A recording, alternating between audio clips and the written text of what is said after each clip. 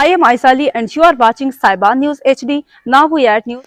Gen.Syed Asim Munir NI, Military Chief of Army Staff, visited Balochistan where he was given a comprehensive brief on the prevailing security situation in Balochistan, which was also attended by senior security and intelligence officials.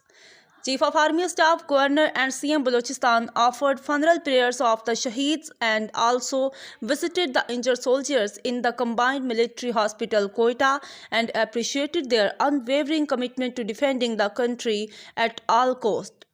Chief of Army Staff highlighted that those who are acting as terrorist proxies of their foreign masters who have mastered the art of manifesting double standards of hunting with the hound and running with the hare are well known to us. No matter what these so-called frenemies may do, you will surely be defeated by the resilience of our proud nation and its armed forces, inshallah.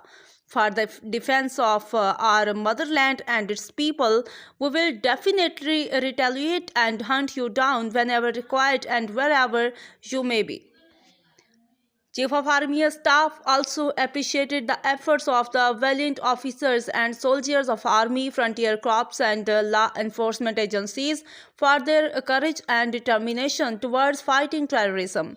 He reassured Army's resolve to ensuring the security and well-being of the people of Balochistan, while also reaffirming commitment to supporting the provincial government and in its efforts to promote peace, stability and development in the region. More updates, connect with Sayeban News HD. Gen.Syed Asim Munir NI